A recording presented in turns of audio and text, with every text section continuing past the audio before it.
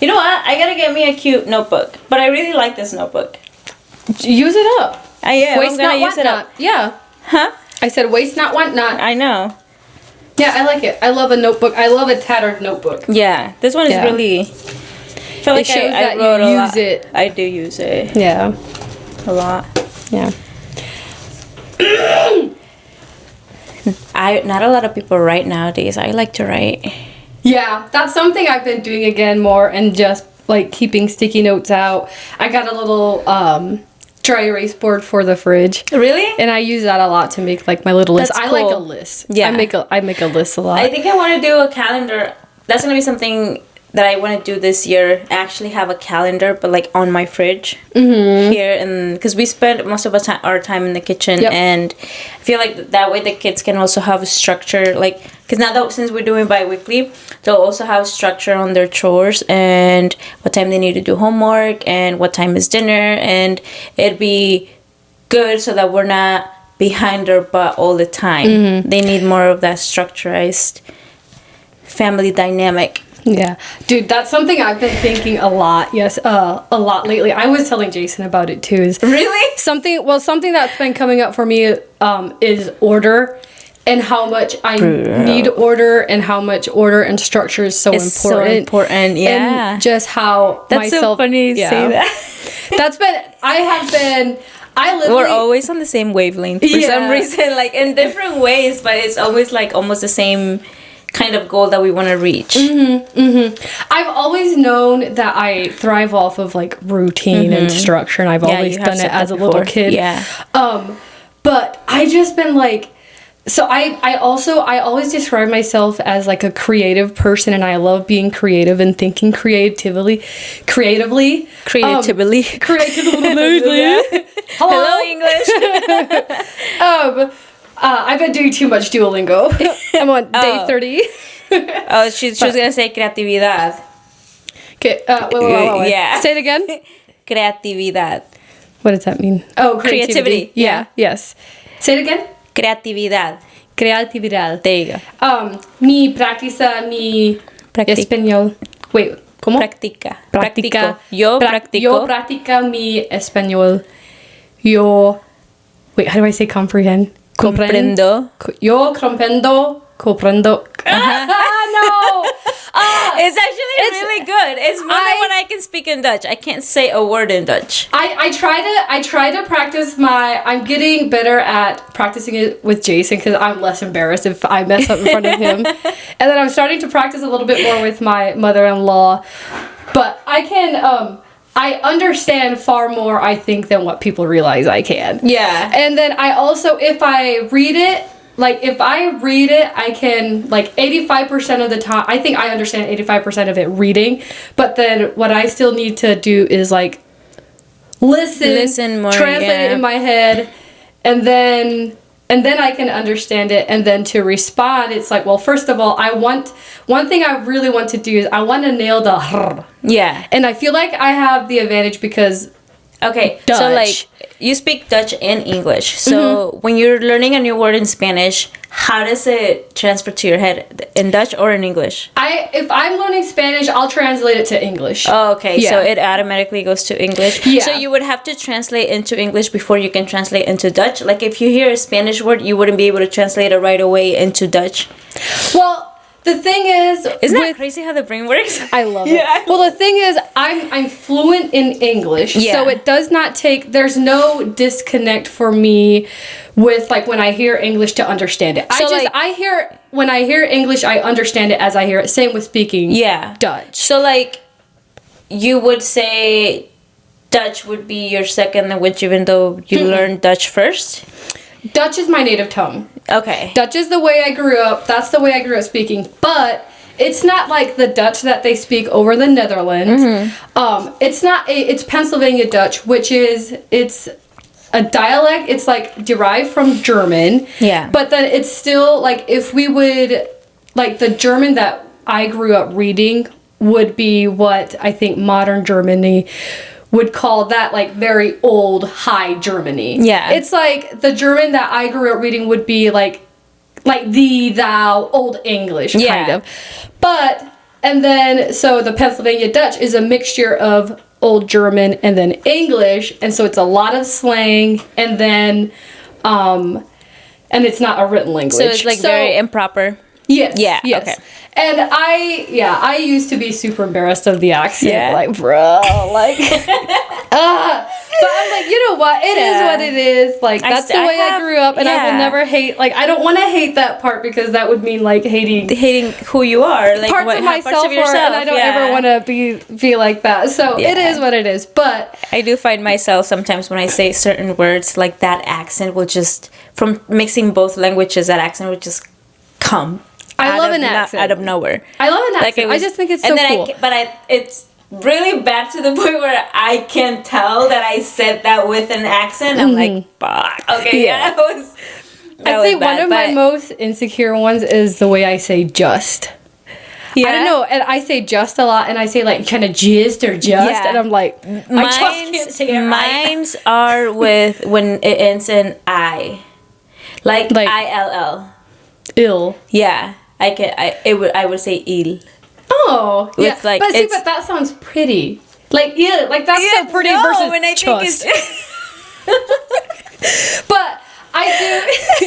But the thing is, the advantage I have though with knowing how to speak that with speaking Spanish is a lot of the Pennsylvania Dutch is I roll my R's. Yeah. And that's something I want to nail when I speak Spanish. Like, I love not looking like I would be able to, and then just to roll it off perfectly. So I would, but I'm still like reading it is better. I can like understanding still there's still a process, but I do hope to I'm fluent in English, but I do hope to become fluent in Spanish to where there's no disconnect to like I want to be able to understand it as I'm hearing it. I think you will. I think so too. And especially like just for the sake of my mother-in-law, like I love conversing with her also already. Preserving the language, I feel like I beat myself up so much for not teaching Christian and Brian younger Spanish because right now Brian doesn't want to speak Spanish or wants to but can't because now it's harder for him to understand. It's hard. I know, and that's what I keep telling him. Like, we gotta practice, but I never really saw it in this way until my Eric's mom the other day was saying that by the generation of her grandson that their kids will no longer speak Spanish. And I was like, oh shit, that's like that's so soon. That'll be my grandchildren won't be able to understand or comprehend that one time they spoke Spanish. And like it's so sad that the language it's getting lost, you know, and I wouldn't want that. That's still part of who we are and where we came from, and it's fucking cool to say, hey, I'm bilingual. I speak Spanish, I speak English, I speak Dutch, I speak any other language other than English. That's really cool to know. Like there's countries or there's places in the world where people learn to speak 7, 6. I didn't say it, but I'm not gonna do it. 8, don't do it. Yep. 8 languages, you know, because they have to. So our brain is more than capable of, and it's just opening more doors to other people, more doors to the world, and I think that's really cool. I think so what would be another language you would want to learn? Italian. Same. I was gonna be like, I think after, mine is either Italian or Germany or German because I think German would be quite amazing because I know I think that's like that. Not I know. I think. That's where my ancestors come from, and I've never explored that. Like, I've never cared. I'm not sure how much I care, but that's still, like, I grew up, like, speaking part of that language. I'm like, and I also, like, I feel like that would be easy for me to learn. Yeah. And I was like, well, okay, why not already get fluent at it? It would be easier for you to also learn French, because there's a lot of English in it. No, not French. No? I don't know if French, like, to me it sounds like they're speaking like I don't know how I don't like French to me sounds so foreign. Like nothing about it feels familiar. Whereas I feel Italian would be more because they have like it's Latin, isn't it? The same as Italian, like the Spanish. Portuguese and Spanish are three languages are very, very similar, and some words that you can, like, I feel like if I'm talking to someone that speaks Portuguese per se, if they say a sentence, I would probably be able to understand, I don't know, 3 to 4 words that they say in that sentence and be able to understand what they're trying to tell me. Whereas I feel like if I speak Spanish to them, it will be the same, because a lot of the words are very similar. Yeah, like don't they have like we Latin wouldn't be base? able to speak a lot, but we would be able to comprehend each other, or understand each other, you know, on some things that we're saying. Yeah. So, and I think that's really cool how like languages can spread like that. And then there's differently languages that are like so foreign. Yeah. I would. You could be plotting anything in front of me. There's no way I could comprehend. I can understand. Yeah. And then you would That's just me have with to French. discern with. Yeah. Yeah. Yes. We. But oh goodness. But anyway, so I'm on day 30 of Duolingo. Yeah, and this is half serious, where we start with a deep conversation and end up talking about languages. I love it. Being bilingual. But that's a journey I've been on lately. But so with the like teaching your kids, like, will you be speaking more Spanish to them and stuff like? Yeah. I feel like I am. But they can understand it, right? Yeah, I already am doing more with Azul. I feel like she speaks more Spanish out of the boys. Well, Christian speaks more, but Azul is learning. And with her babysitter, I feel like it has helped a lot. And she can it's so crazy that she comprehends when to speak Spanish and when not to. She's only 3. Because, like, with my mom, Eric's mom, or her babysitter, she knows that she has to speak Spanish to them. But it's only them. If I say something to her in Spanish, she'll respond to me in English until I tell her, hey, I want you to speak to me in Español. And she's like, okay, Español? And I'm like, yeah, Español. Español like Lupita and Grandma? Yeah, Español like Lupita and Grandma. So kids are smart and their brains are extremely valuable. And I think that's really cool though. Like, she's able to comprehend that she has to learn both languages. Yeah. My children, it'll be very interesting to see what they speak, because my family will speak Dutch to them. I know I will speak Dutch to them, and then Jason's family will speak Spanish, and I want them to, same as my family. And then I know Jason will also speak Spanish, but then obviously we communicate with English. So it'll be like... That'll be very interesting. They'll have a lot of languages to learn, but I believe in them. I know they're capable of that. They're going to come out trilingual. That's cool. Yeah, I think that's just such a great opportunity to like learn it. And I think it's a really good tool. Yeah. And just cool. It's fun to practice. And I like doing things like that kind of challenge my brain. Yeah. Otherwise I get bored. And if I'm bored, I am annoying. Alright, but welcome to our second episode.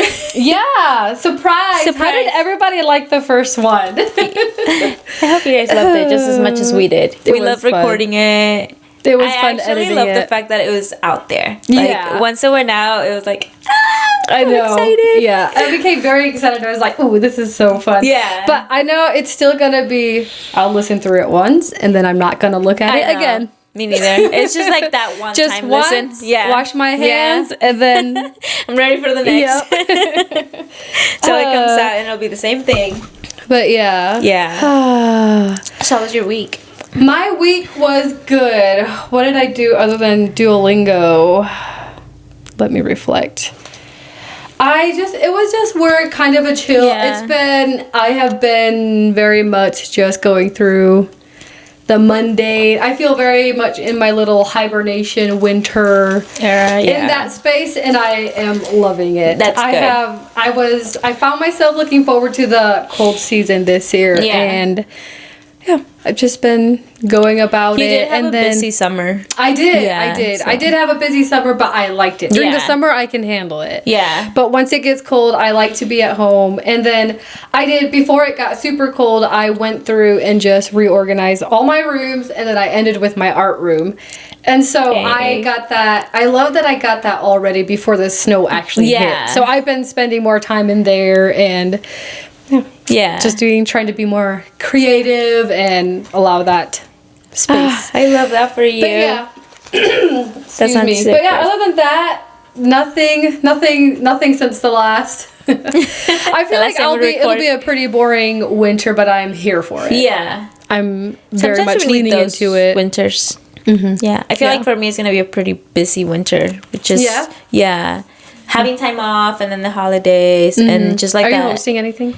No, thank goodness. Not this time. No. But we are actually going to my family's in Illinois. That I don't know if that stresses me out more than hosting the drive.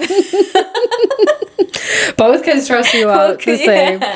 Yeah. So, yeah, I'm looking forward to it though. Like I feel Thanksgiving went really well. It was nice having all the family together. Was that your first time hosting here? Yes, and having both sides of the family Oh yeah. combined. So it was really good. I was really happy with the outcome, and I just feel very proud of myself. I have to show you pictures of yes, you do. how I decorated too.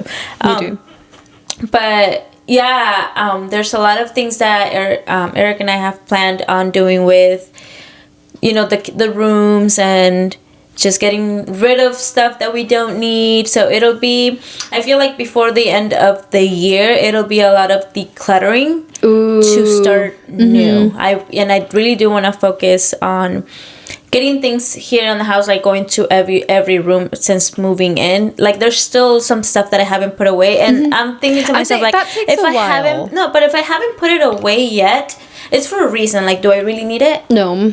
So so yeah, we wanna go through everything and then like just get rid of it and make space for new opportunities. If you think it's something I might like, I might take it off your hands.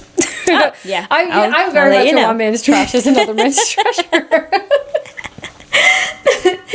I will. I'll let you know. No, I'll let you go through it before I throw it out. Yeah. Or give it away. Yeah. I'll buy it from you, obviously. You don't need to. Dude. Yeah, I'm going to sit over here and sell you my stuff that I want to get rid of. I can offer you 75 cents for this shirt. Okay. I'll auction it. The Amishes in me is like, actually, can you take it for 50 cents? No, I love a declutter moment, and I don't like when it gets too cluttered because I feel like then it leads to my brain space being cluttered. And I like when it's not cluttered. Not cluttered, yeah. In there. Lately, I feel like my brain space has gotten bigger and I've been loving it. Yeah? Yeah. So are you getting a bigger brain or a bigger head? I don't know. I think both. I'm just not teasing. A bigger brain, just like so you're finding more headspace? Yes. So like some things that I used to stress about, some things that I used to think about more that were more occupying more space in my brain are now things that I don't have to worry about. And that empty space that I'm just like, hey, like now my brain is starting to wander into different things and other things that I can do. Like Eric always tells me, you're not comfortable if you're not doing something, and sometimes it bothers him because he's like, just chill. But God forbid a woman wants to live her life. He's like, you always have to be doing joy something. And wonder and beauty that is of being alive in the moment. But I feel like lately with him, I've been able to learn to calm down a little more, and just he's teaching me to be more present in a way and not worry. I don't think in a bad sense. It's not in a bad sense of like not to worry, but just like, okay, so like if we are living in this very present moment right now, it's not worth for you to be overthinking of the situation that is already getting taken care of. Like, why are you just overthinking? Because you're a thought girl. Yeah. And a thought daughter. But, yeah. So yeah, he has been teaching me to calm down a lot. And that's been really good. So I feel like all of this headspace that I have now, like I want to be able to have that same space surrounding me physically, that I can, if I get new ideas in my brain, I have the space also to act on those ideas. Yeah.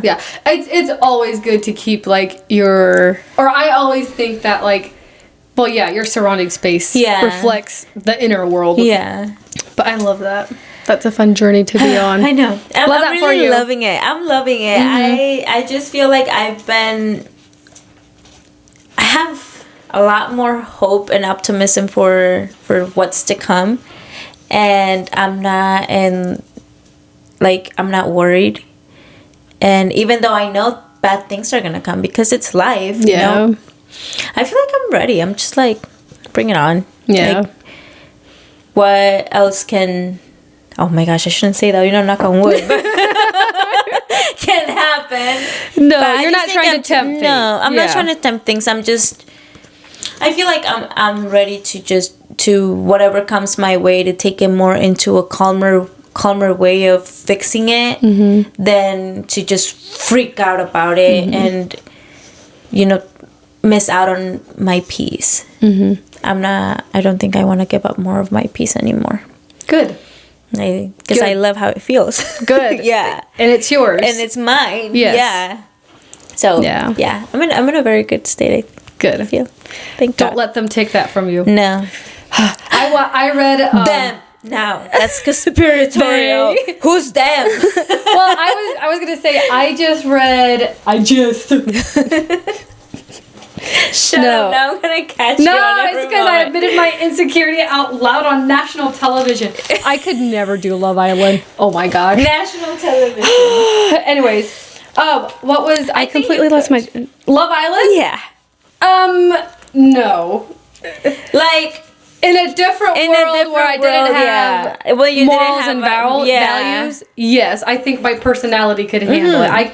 I know I could handle myself amongst the other people, but that kissing and like, that no, not stuff, that like, part, but like you handling yourself around other people, I think you could. I think I could, but I don't know. Be good at it's also like it is 2 months of being under some psychological stress, and they also have being contained. They also have younger people. It's only people under 25. A lot of them. I am way too old for Love Island. Thank God. I don't because I'm 30. I don't think it's about old. I think it's barely when their brain starts to. Well, there's some 28, 29-year-olds. Yeah, they act like they're 24. Yeah, and that's okay. Let 24-year-olds be 24. Yeah. But anyways, I'm getting sidetracked. I read Sunrise of the Reaping yesterday, which is, so you know Hunger Games? You've watched the movies. I've watched the movies, but I haven't read the books yet. Okay, so you know who Haymitch is? Yeah. So Sunrise on the Reaping is Haymitch stories, and I am so grateful to Suzanne Collins for writing that book, because I remember the first time I ever read The Hunger Games when I read those books. And in the books there was a moment when Katniss, she was watching the old, like, previous Hunger Games, just previous them to, like, study them, and then she mentioned that Haymitch won the 50th, which was a second quarter call, which had twice as many victors. So I was like, oh my gosh, like that would be such an interesting story.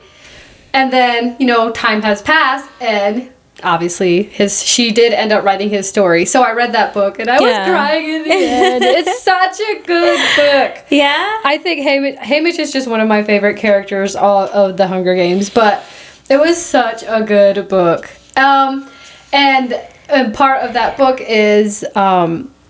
there was like a reoccurring theme of like don't let them, like, anything that can be taken from you is not yours. Yeah. So like to die in the arena, like die as yourself. Like don't let them, what's yours, don't let them take it from you. And then you were just speaking about your peace, so that's why I was like, don't let them take it from you. Like your peace is yours. Yeah. It's yours. It's nobody else. Like your peace is not meant for anybody else. It is meant for you. Yeah. And enjoy that and sit in that. I know. I am. And don't let them take it from you. Now I want to know who's them. But oh man, the Hunger Games book, I am just such a fan. And I just reread them as an adult, and I'm like, yeah. Do you believe in the conspiracy theory about the Hunger Games, like that we are almost living in that same... Oh, I can see the parallels. Yeah? Oh, yeah, 100%. 100%. Yes. Yeah. Yes. Is that them telling us because it's one of the rules that they have to tell us? Oh, probably. You mean like in the programming and stuff like that? Otherwise they don't get karma or whatever, however that works. Maybe they won't get karma, but they'll get God's judgment. I think I'd be more scared of that than karma. Yeah. But probably, I mean... Could be. It's like their excuse would be like, they knew, we told them, they just didn't want to believe it. But it's like half. Like they allowed it to happen to them. Like they signed up saw for it it. and they signed up for it. Yeah. Yeah. I mean, could easily be. That's so crazy. I love thinking about that stuff. I'll go down that lane. Crazy talking about like our episode today is gonna be about conspiracy theories. Ren and I debunk every single conspiracy theory on the earth and tell you nothing but the truth. These are facts. No, just kidding. But we do love a conspiracy theory, and I think I love like. Sometimes the truth behind them like terrifies me because I'm like, real evil exists. Like, get me. There's very dark ones out there, and then some of them like they're just so goofy and fun. Yeah, and I love the silliness of it. But I think it's very coincidental, or not coincidental, but I think it's cool that as we're gonna talk about conspiracy theories right now, the P. Diddy conspiracy theory was proven almost 100% correct. With 50 Cent, he had real footage of Diddy filming himself and of all the things that he's been accused of, and he put it on a documentary series that just came out on Netflix. What do you mean when just came out? When did it release? It released like 3 days ago. Okay. And it's just a 4-episode documentary, but it touches on everything that he's been charged with, all the abuse that he committed, the people that were abused were interviewed, and they talked about their experience. They talked about it. Pretty much came out that he's the one that put the hit on Biggie, and he's the one that killed Tupac. Oh. So it's just crazy, and I'm like, oh my gosh, all of this, like I saw all of this when it all happened last year, that this conspiracy theories were coming out about the baby oil and all these things about him being abusive in so many ways to these artists. Not only that, like he was a thief. He wasn't paying them. All the money that they were making, like he was keeping. So it was, I'm like, wow. So like if this was proven to be right, and we're over here looking up for other conspiracy theories, a lot of things that are being talked about that a lot of people may be like, yeah, whatever, like that's not true. Like, hey, if this was proving to be right, what else is it? Are we looking at that actually is reality, and we just choose to turn a blind eye to it? I think yes, that the answer to your question is yes. Like I believe a lot of them are true and stuff. And I think there's things that I turn a blind eye to it. Because, like, what can I do? What can I do? Yeah. Like, and I also think some of them are like, like, that's in God's hand. Yeah. I can just do what I can do. Yeah. You know, keep my peace. Yeah. Can't let them take it. Can't let them take it. Yeah. But, what is, like, your favorite genre of conspiracy theory? Also, when did you start getting interested in conspiracy theories and, like, all of those things? time. Yeah. That's when I first started. I feel like that's where my awakening per se happened. For some reason, I don't know why, or I can't explain why, but when everything about COVID was happening, that the shutdowns, the lockdowns and stuff were gonna happen, like I was just like, what? Like, no, like why? You know, and it got out of hand. A lot of people were getting scared. I guess it was a lot of my protective instincts also towards my kids. I didn't want to show them fear, so I didn't really wanted to look into what was going on. But once I was home and it was a lockdown, like I was on my phone, like TikTok, it was a lot of it explaining how this was all just a plan, that it wasn't true. And then like in the news, like you would turn on the TV and everything in the news was just about COVID, about how a lot of people were dying, of like fear mongering so many people. And I saw like the control that it had over us, and I'm like, yeah, I don't think that's right. I don't think that's true. And like throughout the whole time, like the kids and I never got sick. Up until this day, I don't think I have gotten COVID. I haven't felt sick to the point of like, oh my gosh, I'm dying, or just a bad cold. To me, just getting a cold is just getting a cold. And that's when I was like, come on. It took how long for also the vaccine when all of that started coming out. It took how long to come out with vaccines for just there's still research for other diseases out there, and all of a sudden they have a vaccine ready for us to use for a virus that just started. Like that doesn't sit well with me. But so I guess I didn't really look into the news. I was not absorbing that and information, so I wasn't letting it get to me, and I never really did. So that's when I started looking into other things. Like once I started getting on TikTok, because we were locked down, you know, I started getting on TikTok and I started going, I guess it took me down that path from liking videos about COVID not being real. It took me down on the path of conspiracy theories, and that's when I started getting into them and looking into for other things. Yeah. Cool. No. You? I would say the same. Yeah. Like I would say like your interest, I would say probably the same, because I mean I've always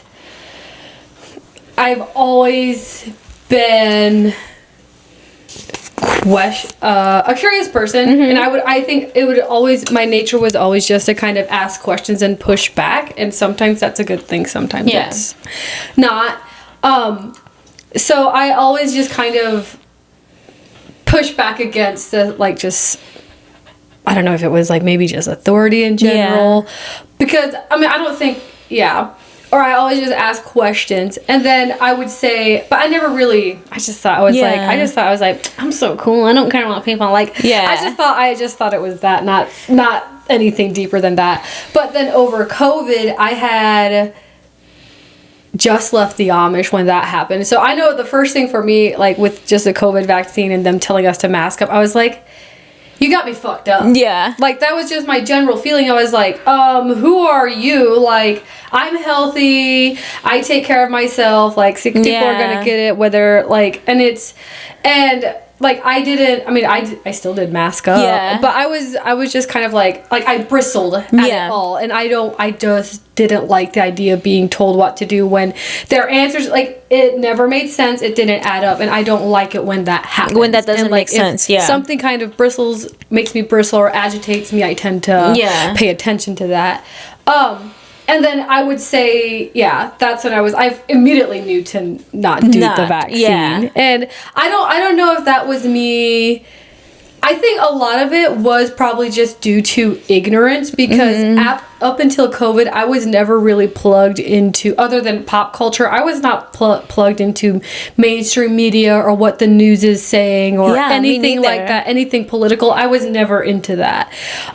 It was just very, like, worried free. Like, you were not, I feel like for me, I was not aware of what actually was going on in the world, and I didn't care. No, I didn't. Yeah. And once COVID happened and I saw that, dude, it would piss me off that I couldn't even go to a grocery store and get necessities. Yeah. Because I had to be locked in. Yeah. Like, why do you have that much power to say, no, you cannot go out, and I'm gonna, like, they were threatening people. Yeah. You know? Like, at first I wasn't, like, super angry. I was just like, my first all, I have no idea about this virus. I don't know how deadly it is or neither. whatever. Like, I'm not gonna be. I wasn't following the news on, like, where it first started and, like, how it's spreading. I remember at work, Alondra talking about it. She would be like, oh, they already found a case in Chicago. And I'd be like, a case of what? And then she'd be like, COVID, you haven't seen anything on it? And I'm like, no, what is it? Like, I did not know anything about it. I remember her talking about it, like, her getting freaked out that there was already people near getting it, you know, getting sick. But up until before then, I didn't know anything. I was not plugged into. I was not plugged in either. Yeah, no. I don't think a lot of people were actually, which is why it ended up happening. But that's when I also, like, and then COVID happened, or like the lockdowns happened. We were all in our house, and I started also. I was on TikTok. I had nothing to do but read books, watch movies, watch TikTok, surf the internet, if people even say surf the internet. But, like, just do things like that. And that's when I was that's when I was like, oh yeah, like things are just not what they seem. And I think it was kind of easy for me to accept it and see it because like, I mean, you grow up one way and it's like, but I also, I just also learned quickly that the world is evil and ugly, but I also was raised with that. Like, that's just how the world is. So, but that's when I started going down the conspiracy theories. Like, I was on that Joe Rogan alien stuff. I was on the Bigfoot stuff. I was on the Titanic for a little bit. I was on the moon landing and then the JFK. And then, like, I went through a point where I was spiraling a little bit. And that's when I was like, I gotta stop. Chill. Yeah. Like, okay. Yeah. Chill. And then it's just like, well, you just have to, once you realize that evil does exist and evil and good does exist, it's a song as old as time, things become clearer. Yeah. And but anyway, so I do, like, I think I am now, like, I like to follow some, but I don't, like, if I start feeling like it's taking over my daily life and I'm like spiraling, I'm like, it's out of my hands, like, okay, chill. Like, what I actually can do is be where my feet and my hands are, and that's what I have to like cultivate and get into. So I try to rein it back, but I still love a rabbit hole, and I do have some that I still want to follow and go down on, and I have some of my thoughts on some of them. Yeah. But like, I like conspiracy theories, so where like I like a little bit of a lot, but I wouldn't say that I don't have one conspiracy theory where like these are the facts, this is what happened, blah blah blah. It's like, no, I don't. I'm like, I wouldn't say I'm like, I know a little bit about most of them, and that's it. Yeah, that's very how I am too. I feel like I got facts more so now that we were gonna do this episode on some conspiracy theories that I thought were very interesting. But other than that, I'm like you. Like, I know a little bit about everything. Like, whatever I find interested, I know a little bit about it, but I don't go deep into it to, like, get facts, to be able to sit here and be like, yeah, this is true. Like, fighting for this conspiracy, I don't think if I care for it that much. Yeah, me neither. To where my identity is, it's interesting to learn about it, and which is why I feel like I find conspiracy theories very interesting, and I want to learn about them because, it's interesting to see how other people in the thoughts that are going around the world and what could be and what could not be, and just where those ideas come from, and to expand my brain into the possibility of other things and not just what I think or what I see. Like, there's more to look. The world is huge. There's billions of people. The possibility of a lot of things are immense, you know, and it's interesting to know about those possibilities. Is the earth flat? Yes, I think it is. Yeah. I just that flat earth theory. Is that one of yours? It's not one that I wrote down. It's one that I just, like, I amuse myself. Like, I've looked into what people are saying about it. Like, I've heard both sides, but mine is like, I don't know, I don't care, and like, I think it would be I really, really hope, I think it would be the funniest thing if we, like, when we die, we find out that it was flat all along. I know. I have a few questions that I want to ask God as soon as I see him when I die. If it actually is flat. Like, yeah. But I don't know. I don't know, because then it's like, I don't think I'm smart enough to understand the whole concept of space and gravity and planets, and I'm just like, how are you gonna tell me we are a spinning marble hurtling through empty darkness and then our stars just happen to be in the same spot? through centuries. Through centuries and but then, centuries. no, it's light years. And I'm like, oh. But then light years, supposedly, there's also a lifespan of a star. Yeah. And the sun is a star. So that star is supposed to one day explode and become nothing. Yeah. So, therefore, Says who? the universe or the Milky Way that we're in or whatever, it's supposed to just disappear. Well, not the universe, but like the solar system that we're in because of that star. Yeah. Like So my we're monkey supposed to brain just be is just ground, flat, nothing underneath. How do you know sky about a up there. freaking dark hole or black hole in the universe? I don't. But how do- then it's also like, I'm willing to admit my brain just might not be too small to grasp that, and that's okay. Yeah. Because, like, maybe we are a planet hurtling through darkness. Maybe we're flat. Maybe. Maybe I we're flat. think it would be hilarious if it was flat. I think it would be funny. Yeah. But I don't know. I've been finding lately the things that I learned about space. Like, as much as I love the idea of it being real, I just find it like... you don't think the stars are real on the moon? I think the stars on the moon are real, yes. But that's all inside of the firmament. I don't know that there is... I don't know. Yeah. I don't know. That's what mine was like. I also don't. I don't fucking know. But like I have ideas. They sound crazy sometimes, but they're interesting. Like, let's say it's amusing. I think. Yeah. Like, okay, so one of mine. I'm gonna start off with one of mine. Okay. So one of mine is about the ocean. I'm gonna start off with that one because that one I thought it was very, very interesting. So I didn't know that there was like 1,000 conspiracy theories on the ocean. Yeah. And they're all of them kind of make sense.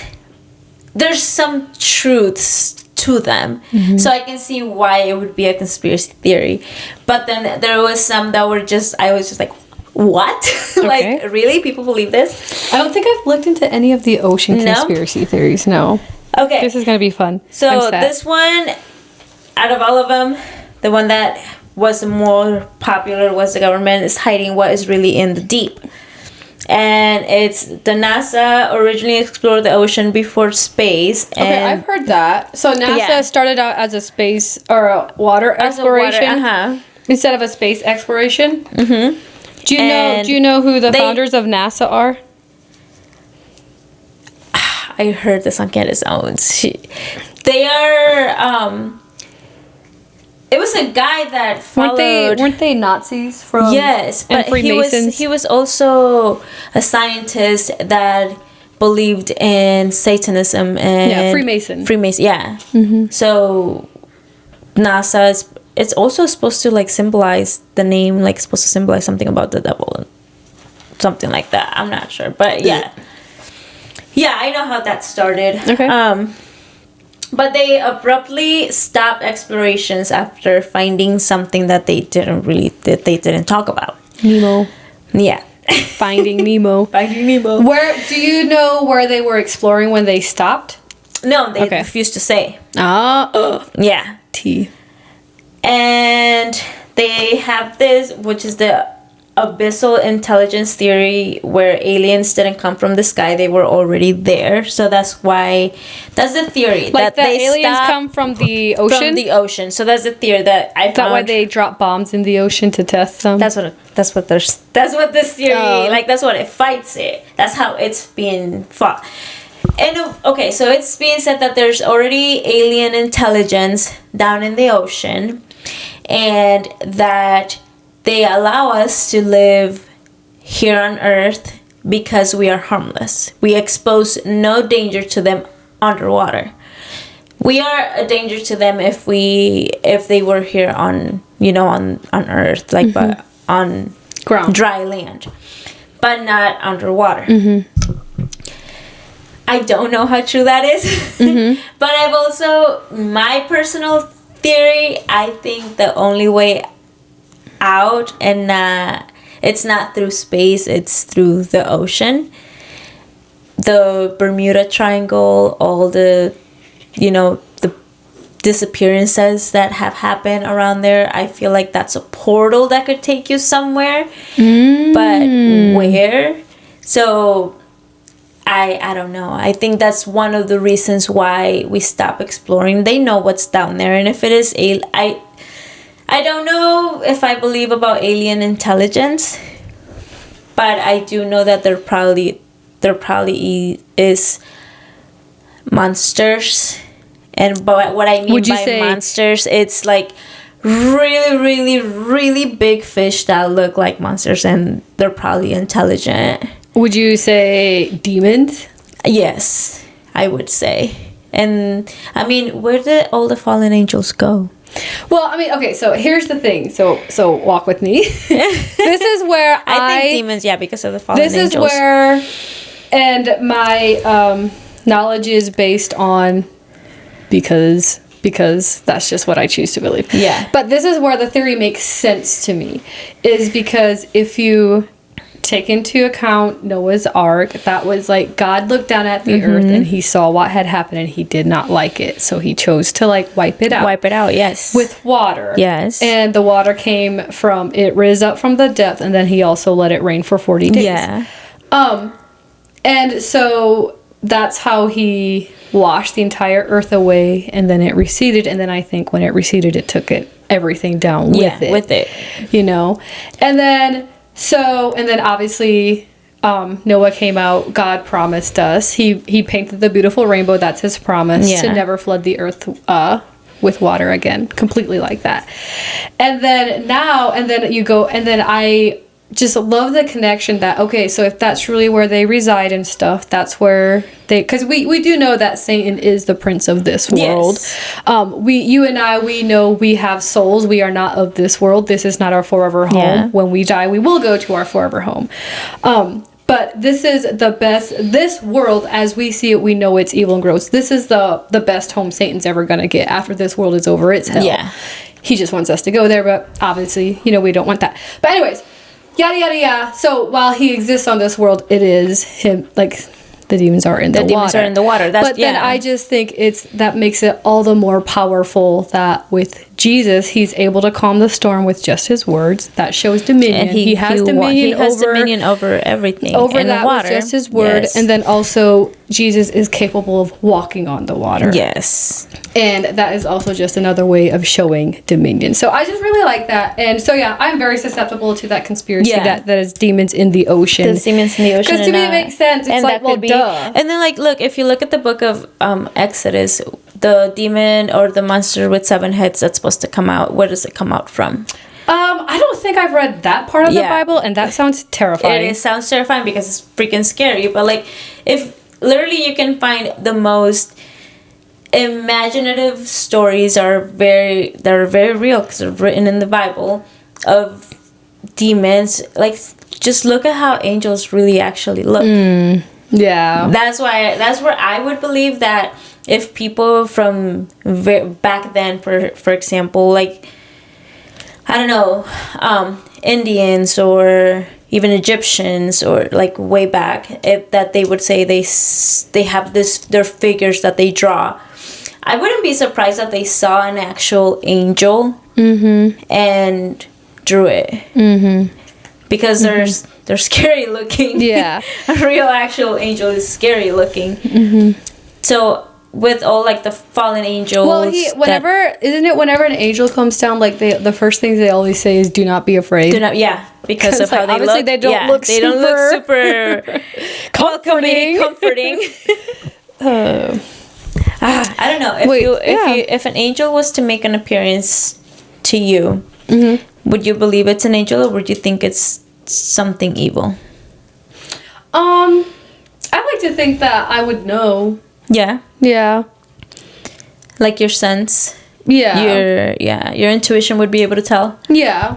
And I also I pray protection, and I feel very protected. Yeah. And I used to want to be open-minded so bad, but I think it's okay to be closed-minded, and there are certain things that I'm closed-minded, and like I'm just not open to being And but I also, that being said, like, never been visited, like, I don't know, that stuff, like, it makes me squirmy sometimes. Like, I don't know, I choose to believe that I am protected and God has my back. Mary was protected, and she got visited by an angel to tell her that she was going to have the Son of God, you know? And I think, like, if it was an angel, like, from good, like, she was able to tell the difference between, yeah.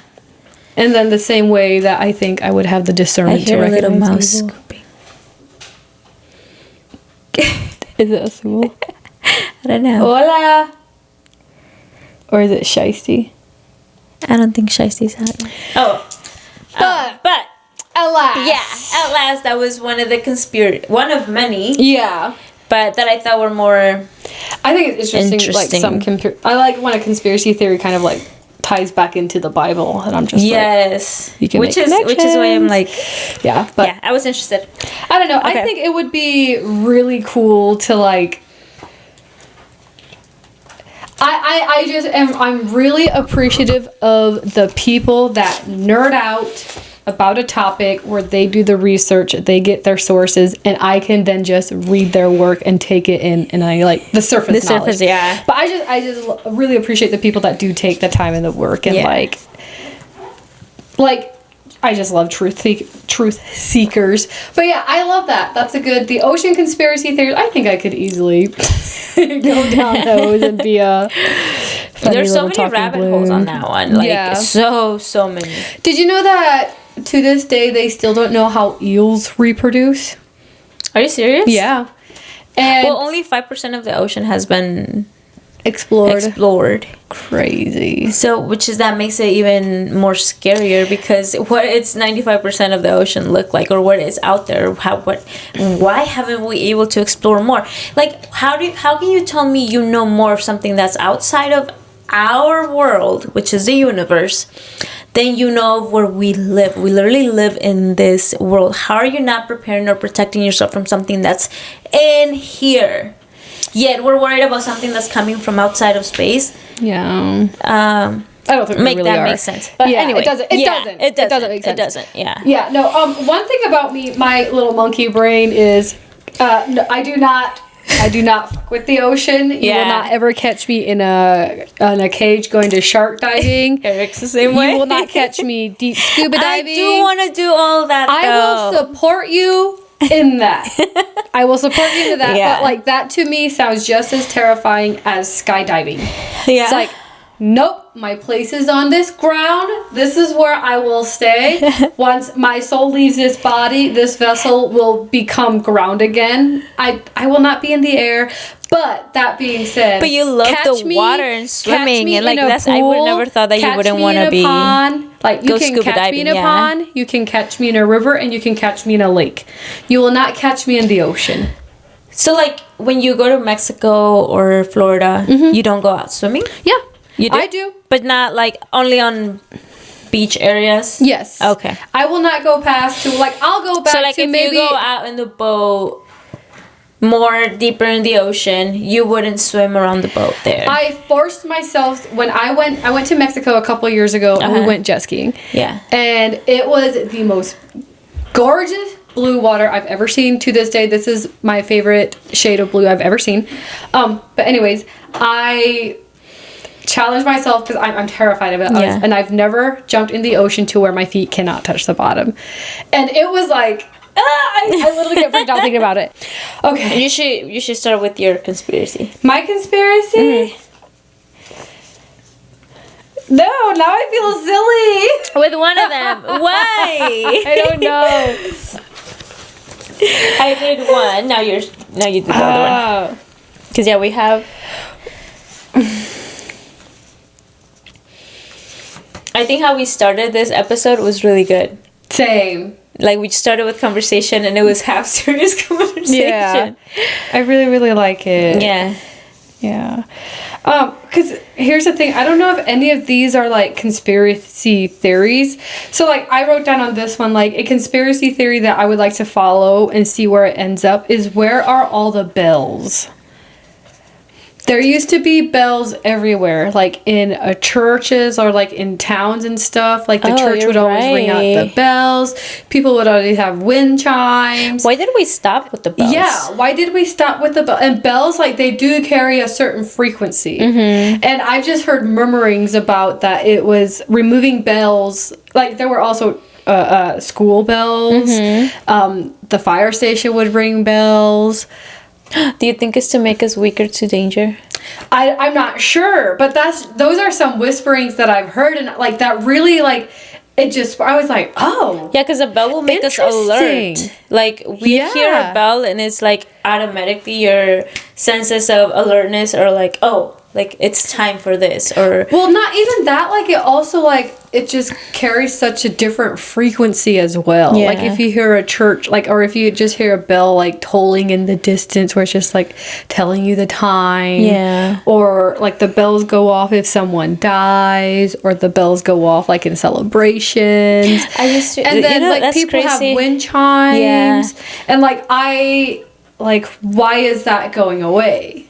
Why are now there that no you more said bells? about the frequencies, when I was younger, when I used to live in Mexico, whenever somebody would die, the way that they would sound the bell, it was very different, and it was a word for it. And I remember my mom or my grandma saying, "Oh my gosh, someone died!" Like, and only by the sound of the bells, they would know, like the way the sound that it was making, they would know when somebody had passed. They would know when it was noon. It was a different kind of bell. They would know the kind of bells for, it was always, I remember this, for church, it was always 3 bells. They would start off like 45 minutes before the actual mass. So it would ring, they would ring the bells once. They will swing it or whatever. Is that how you would call it? Swing it? They will swing the bell once. And then they would know, okay, that's the first bell. And then they will swing it a second time. And then people would know that's the second bell. By the third bell, it meant that mass was about to start. Mass was about to begin. And you have like less than 5 minutes before you can get to the beginning of mass. So they were able to differentiate the sounds of the bells according to what was going on. But now nowadays, like, I don't think I would be able to go down there, and if they still do that, which I doubt, that I would be able to tell what they're saying or what they're meaning with just the sound of a bell. They also, like, another thing is, bells are also very popular at weddings and marriages. Like, they would ring bells, and like marriage is another sacred moment. And then again, mass, that's a sacred thing. And then like a funeral, that's a sacred moment where they would ring bells, or like just things like that. So I'm like, why, like, is it an intentional thing, or is it simply a case of, oh, technology is taking over, it's not practical to keep bells? Because it used to also be people would keep bells. It doesn't bother anything or anyone though. Yeah, I don't know.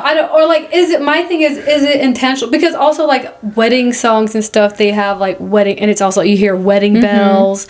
And then also around Christmas time, like there's the silver bells. And every Christmas song has bells in it. And that little tinkling. Yeah. So I think there's something special about bells. So I'm like, why do we in this modern world, like when you look around, do you own a bell? No. People used to ring a little dinner bell for like lunch, dinner, bell to signify the end of recess. Really now it's just all alarms and sterile and like rah, rah, rah. Me laughing. Me laughing across the room.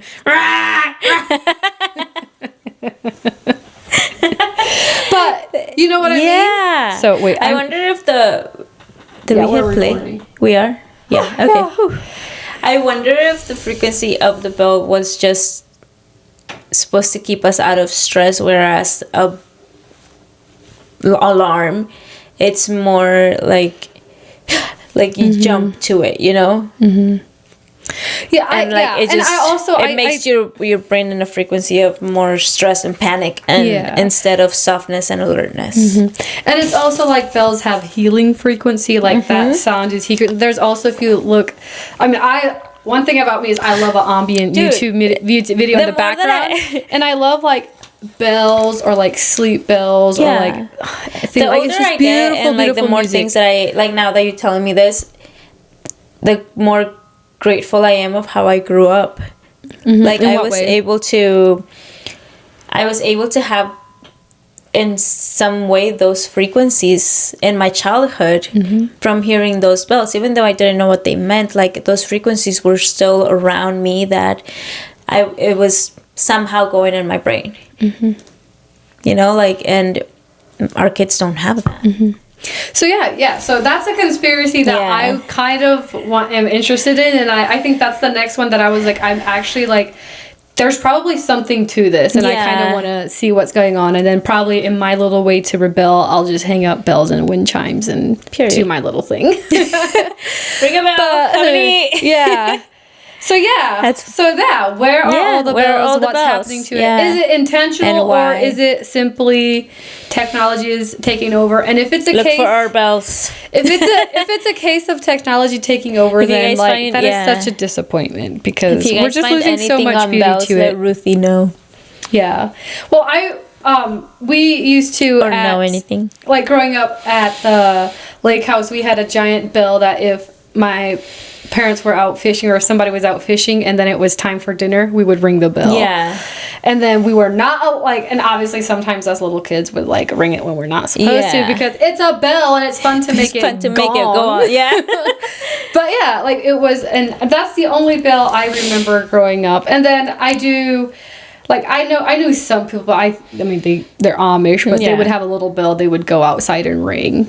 Like those are more people that grew up on farms. We Yeah. didn't. We went out and were like, "Hey, dinner's ready. Come inside." Yeah.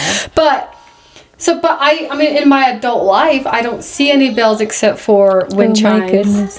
Yeah. Okay. ¿La puedes agarrar? Ok, agárrala. Can you give it to me? Can you give it to me? I gotta take care of this. Azul. One moment, please. She's like a little mouse. I can tell she just wants to be in here so bad. She could come in here, but it would be like, you have to stay back there and not on the camera. She won't be able to. She can't stay still. Yeah. It just went quiet. I know. We have to see what the little mouse is doing, what she's Yeah. getting after. Getting into the She was pantry. getting water. I can't figure out what that word says over there. It looks like Lomai. Slomai. Love of my life. Why I'm would just kidding. I don't know. no? I think it's our initials. Oh, it looks like it's like also looks like Secret Lives of Mormon because it's LOM, Lives of Mormon. Oh, Did you know Damn. the season 3 reunion is out? the reunion? Yeah. No, I barely started watching like the first 2 episodes. Oh, girl, I binged those on my birthday. Dang. Okay, no, But I yeah. gotta watch them. Yeah, so I started the reunion yesterday and then I fell asleep. Oh, okay. But yeah. And they're currently filming season 4. Those girls are messy. I am eating it up. yeah. But But anyways. anyway, okay. Second conspiracy theory. Sorry about that. That was my child. Do you want? Okay, so I have 2. I have a really silly one, and then I have one that I did the most research on about, and this one is a government conspiracy theory. Let's do the silly one first. Okay. And then the government one. Hold on. What, Azul? What I got? No, mommy, we don't want to look. Go back upstairs, please. Well, you should come down in about 45 minutes. Okay? We'll tell you. She said, okay. Oh, she's Okay. so cute. Okay, so the conspiracy theory is that smart devices are training us. Oh! Not controlling us or spying on us, training us. That literally goes with what is my next thing. Really? Yeah. Okay, so the theory says that your phone purposely glitches because or freezes or loses battery at the worst moments because it's conditioning humans to be more dependent on external systems. And almost like humans are being trained for future where tech runs everything, and our patience is being tested, and we're becoming predictable for algorithms. So when our phones start, and it makes sense because literally by the time a new phone comes out, what starts happening to our phones? They stop working. Sorry, I didn't realize. I was thinking that's a I didn't know you were waiting for an answer. I thought it was a rhetorical question. No, but like it could have been both. But yeah, like they start glitching, they start breaking, they stop working, and then all of a sudden the phone companies have these offers, are trading your old phone for your new blah blah blah blah blah, and then we'll give you 50% off, or trade in your old phone and get a new one, and it's just to trap you and to keep you in their control. And why don't you need a new phone every year? Yeah, So I fully agree. yeah, I fully agree with that one. I was like, that is very interesting. Yeah, like they're not only spying on us, they're training us. Like they're literally looking at how we react when we're running out of battery, or like we forget our freaking phone, and we're running an errand and if we forget our phone, we're halfway there or something, like you have to turn back to get it, because now even the way that you pay your payment, it's on your phone. It's on this freaking device that you just use it for everything. To pay, to pull out documents, to take pictures, from anything fun to anything important, you can get on this device. Like it's a computer. It's somebody's, like your whole life, not somebody, like you're virtually living through a freaking phone. That's fucking insane. It is. That's insane. It is. It's how much it's controlling your life, and how much power like our own government is given to just one fucking device to control. Like we are. Don't let it. The modern slaves. Yeah. Of slavery. If there's That's what it still a feels way like. out. No, I fully agree with that. That's one thing that my siblings and I have talked about a lot. Yeah. One thing that I noticed immediately after adding a smartphone into my life is I became stupider. Yeah. And I did not enjoy that feeling. Yeah. Because because until I was 16, I navigated the world by like memorizing the road numbers, learning the way, the roads. Like, where I live, I go back and forth between two counties. Like, they have different road systems, but I still learned those so that I could know where I'm at, where you were at, yeah. And then once, now that I have a phone, I have my GPS map. Yeah. So you don't even worry about it. It's so easy to just be like, no, I don't have to memorize it. I have this. Yes. So, and I think it is terrifying. Yeah. And that goes into my thing. I say it mine is social media.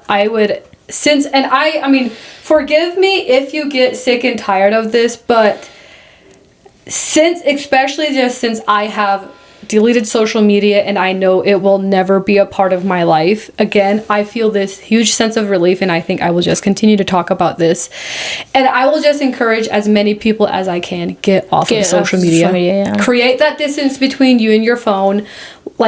Learn how to think for yourself. Learn how to come up with your own opinions. Look around you. Really, really, really, truly look around you. And I said it before, I'll say it again. Joe Rogan had said it best. If there was a drug that caused humans to sit down and stare at their hand, we would be terrified of it. But because it's a computer that we have our hand, it's okay. We sit there and then we are transfixed by our phones. Yeah. And it's also another interesting thing to me is the way your phone controls you, the way to use your phone. You do have to look at it. And your eyes are the windows to the soul. Are the windows to your soul. And also your eyes are the only part of your brain that is exposed to the outside world. And so this is a device that has access to your brain, your nervous system, and then you toss in the algorithms, you toss in the advertisements, you toss in, and then you, like, on top of that, you toss in violence, you toss in porn, and then you give little children access to all of this stuff. Porn everywhere. Why? Why? And then like you can easily tell by the way people speak. You can tell what they're consuming, what they're doing, what their algorithm is. That's purely by intentional. And you can, I don't know anybody, in my experience, I've never encountered somebody who spent 4 hours scrolling on social media and then learning something really valuable and coming away a different, better person because of that. Yeah. Normally people, after they come out of something like that, it's loaded with guilt, it's loaded with shame. It's called bed rot. Who wants to actively rot? Rot is a sign of decay. Yeah. So, yeah, that's a conspiracy theory I am very heavily into. I think, and I know maybe this is hypocritical. I am doing this on a podcast, posting it on we're YouTube. Here doing a podcast, but it's understand that. But I will say, like, if it means deleting YouTube and not listening to us, like, I mean, do it. I don't really care, but I just think, there is very much something to it, to your brain, and making humans dependable on that. Because if you're dumb, you will be easier to control. So I ask questions, don't be dumb, and like step away from your phone. Detach yourself. And I would still say that I am fairly attached to my phone. Yeah. So I'm still, it's, hi pot, it's me kettle. But I still need to, I think mine is like, now I watch a lot of YouTube videos, and granted it's all podcasts or an ambient video, it's usually in the background, but that's still like, I could spend less time there. Yeah. But I would just encourage people to just delete it, get rid of the apps, make your phone just a computer, and like, just come back to real life. Yeah. Come back to real life. On your deathbed, you're not going to be like, give me my phone. I wish I had 6 more hours scrolling Instagram or TikTok. No. Living through somebody else's life. I do understand that this is where people make money. This is where people make livelihood. And I think that's amazing. And I think that's great. But that is not for me. That is not the path I'm choosing. So I just encourage anybody who struggles with social media and balancing it, get rid of it. Yeah.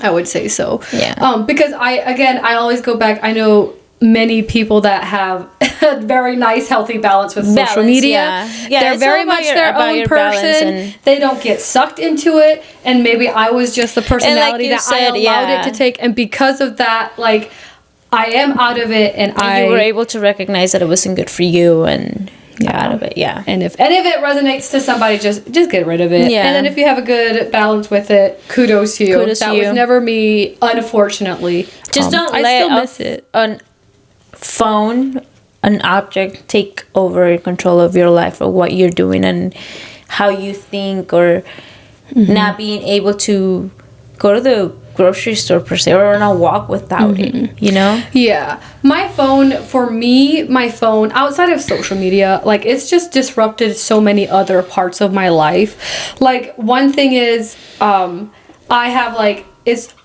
my phone would, because of social media at the time, it was just a distraction, like, my mind was just constantly going. And then you add in all that, like, anxiety and stress. Like, if you're unplugged from it, you're like literally so peaceful. And sometimes ignorance is bliss. But anyways, so, and I just found that, like, if my brain's constantly in motion, I'm constantly distracted, I'm never allowing myself to be still and to rest. Feel peaceful. Therefore, you're always tired. And connect with myself. And it's also in the stillness is when, for me, that's when I hear God and when he speaks to me. And then I'm like, well, if I'm never even giving him the space. Like, what am I even doing? What's the point? So that was another reason behind me deleting social media. So and I also feel like that's intentional. They want you distracted. They want your mind away from other, like they're after your attention span, because if you do give your attention to God and truth and what is good, you will quickly start to recognize the evil and the dark, and like yeah. So that's going back to, and then I also think like if you're constantly distracted and you're in high stress and anxious and you are caught up in the algorithm and stuff, you're disconnected from yourself, which means you're also disconnected from your intuition. You're disconnected from like that link between you and God, and I like that's intentional. Yeah, and not only that, you also get disconnected from your ability to create connections with other people and people around you. Therefore, you become lonely because then you can't. Humans were not meant to be islands. That's why, like in isolated. prison, like the worst thing is solitary confinement. That's why, like in a tribe, if you do something wrong, the worst thing is like public exile. Like humans are not meant to be isolated. We're supposed to. And then I also think like going back to like being in the algorithm, like why are they trying to desensitize an entire generation to violence and sex? Yeah. They're trying to turn people into degenerates when it comes to turn to sex instead of like for what it is, which is a sacred thing. They're trying to desensitize people to violence. Why? Yeah. I want to be shocked when I see blood. I want to be shocked when I see gore, because that means the end of life, which is a tragedy, which is a tragic thing. It should be mourned. Life is beautiful. Like, I don't want to be desensitized to death and violence. We shouldn't. So, and I think, like, I also think that's on purpose. Why? No, fuck you. Yeah. Like, I don't want to be desensitized to that. And then another thing is, like, with my phone and social media algorithm, I found that it keeps me up late in the night. Yeah. That's not a good thing, supposed to, Rest is essential to human beings on a mental, physical, spiritual thing. Rest is essential to humans. And if you have screens like TV, video games, phones, social media, games, anything, if you have that disrupting your sleep, you're not getting that rest, you're not getting that deep rest that you need. Like, you need that. You need that to then, like, recover and get filled up and then go the next day, keep on living. Keep on living. And so I'm just like, and it throws off your circadian rhythm. It makes you physically ill. It makes you mentally ill. Everybody knows how you feel when you don't get enough sleep. You become strung out. Yeah. You start making not rational decisions. You don't feel like yourself. Your temper is very low. Yes. We need our rest. So, like, humans, like, a lot of humans are getting more screen time than they are getting rest. Getting sleep, That's not okay. That is not right. So that needs to be rectified. It goes against our circadian rhythm. Like, our bodies, our biology runs on the circadian rhythm, which is when the sun rises and the sun sets. That's how we perform the best. Yeah. Why is that being hijacked? That's not right. So, anyways, and then and then to tie it all together, the other day I came across the Bible verse Micah 2:1, and then that speaks about how evildoers plot and plan in the night and in the early morning, and then when the day breaks, they carry out their deeds. Yeah. And I'm like, I'm not trying to be up with these evildoers and these wicked people plotting and planning. Like, no, I need to be rested so that, like, also, like, sleep fascinates me, and dreams, and like, because where do you go when, like, the fact that you just lay there and you black out for 8 hours, where are you going and what's happening? But I do believe it's essential. I don't understand why, but spiritually, like, I mean, God talks about rest. Like, he literally created an entire day around rest. True, So I know it's important, and then, like, these fucking smartphones are interrupting that, and with like, I'm rest, just like. And like, all of these things, it just bristles me and it makes me agitated, and I know there's a reason why it does. And it's crazy to think nowadays, a lot of people think that sitting on the couch on your smartphone is rest, when in reality you're not. No. Yeah.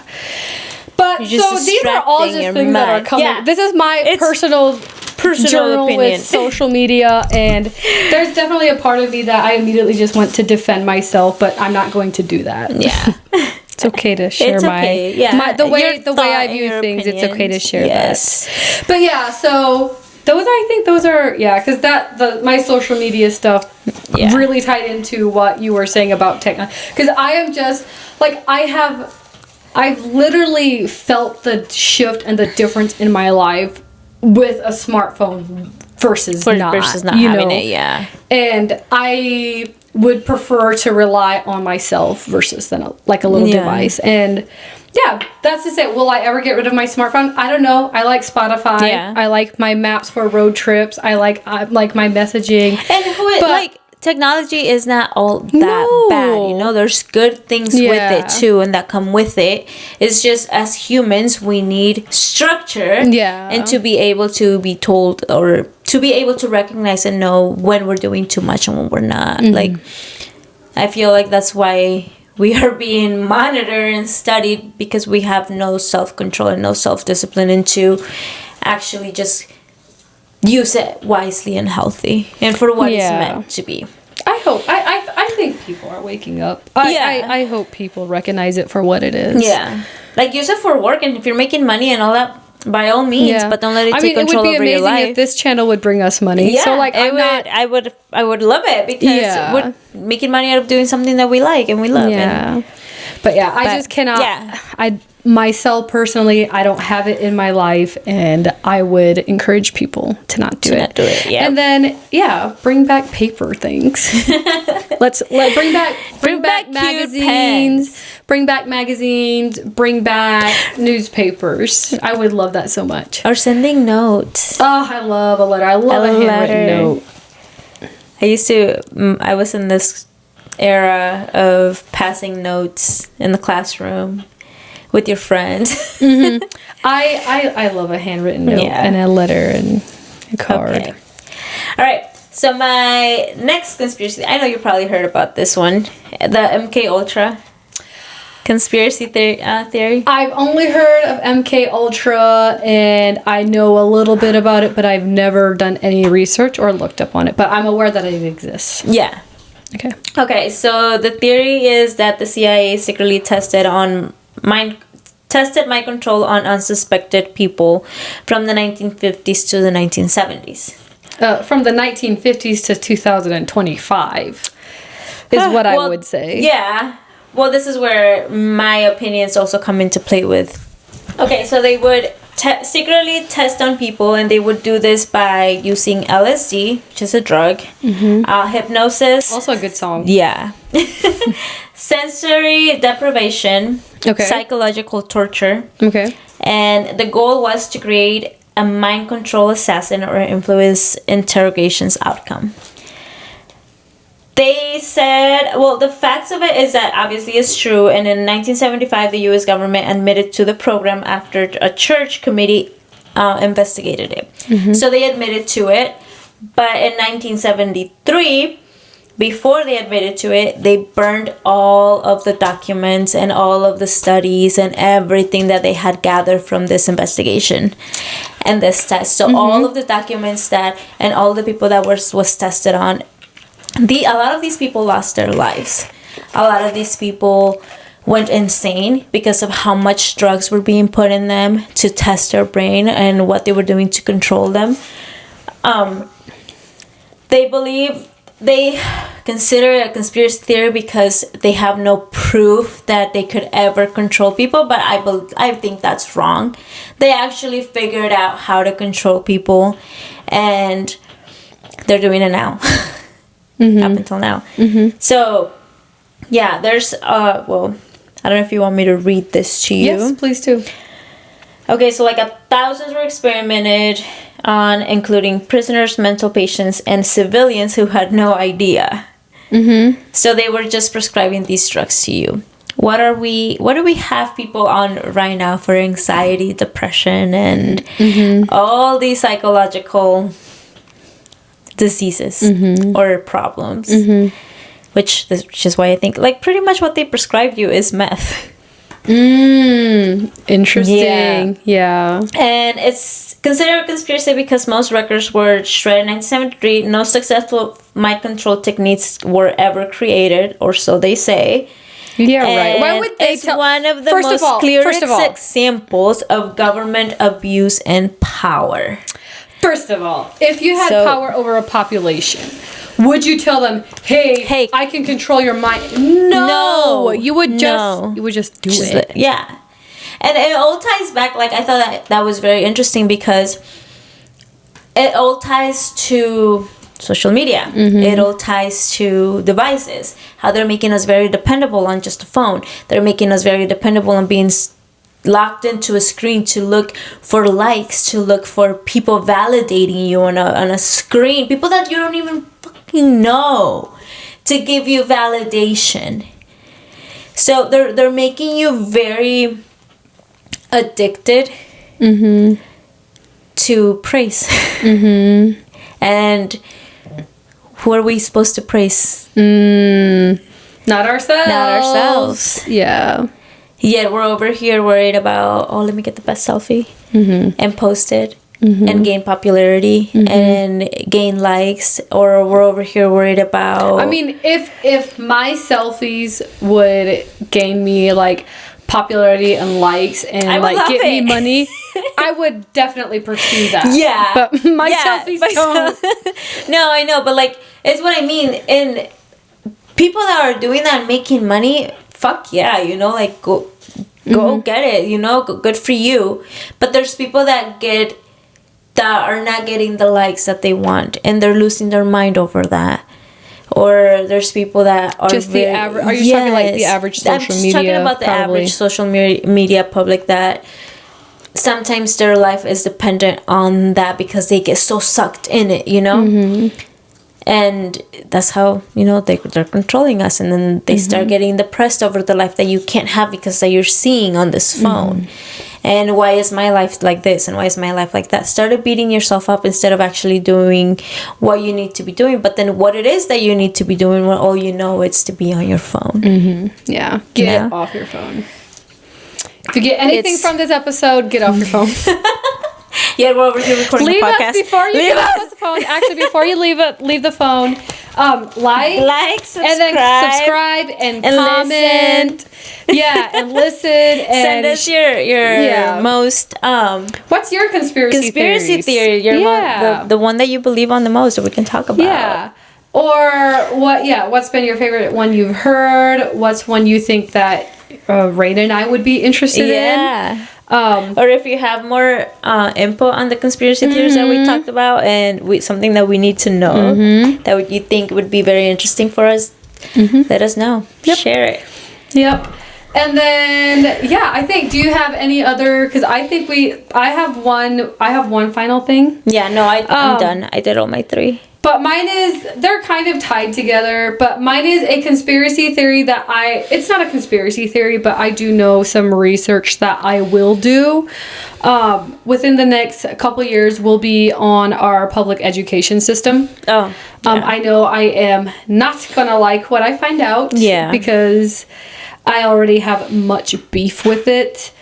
But yeah, I will. That's definitely something I want to travel a trail that I want to follow is actually who is behind the public education system, who designed it, what are their intentions, why are they teaching us useless knowledge. So I want to go down that one, and then another one is a question of why are they not teaching children how to read cursive? Because the Declaration of Independence is written in cursive, so and much if you don't know your rights, and you don't know your rights, you don't know how to read it, you don't know what to fight back on. Yeah. And I'm like, cursive is so beautiful. Learn how to read. Learn how to read and write cursive. If you're thinking about learning a new language, do that. Simply because it's a good exercise for your brain. Yeah. If not, go do a fucking word search. And do something. You expand your ability to socialize. Well, yes, I need to learn how to socialize too. I am at the point in my life where I am like learning to get rid of my phone stuff, detach from my phone, get rid of social media. But I am not at the point yet where I've learned how to go out and get really good at navigating and socializing things. But it's a cold season and we are hibernating for the next couple months, which is really great. Yeah. But anyways, so guys, has been waiting for us to be done. She's been dying to come in and catch up on the girl talk. But yeah, we will see you guys in 2 weeks. Hope you guys enjoyed it. I did. Yeah, I loved it. like, and subscribe. Yep. And send us your feedback. Yep. We would love to hear from you guys. Yep. And have a good holiday season, because I think this one will be the last one that comes out before Christmas. Before Christmas, yeah. Okay. Yeah. Enjoy the holiday Enjoy the seasons. holidays. Merry Christmas. Merry All right, Christmas. bye, guys. Bye.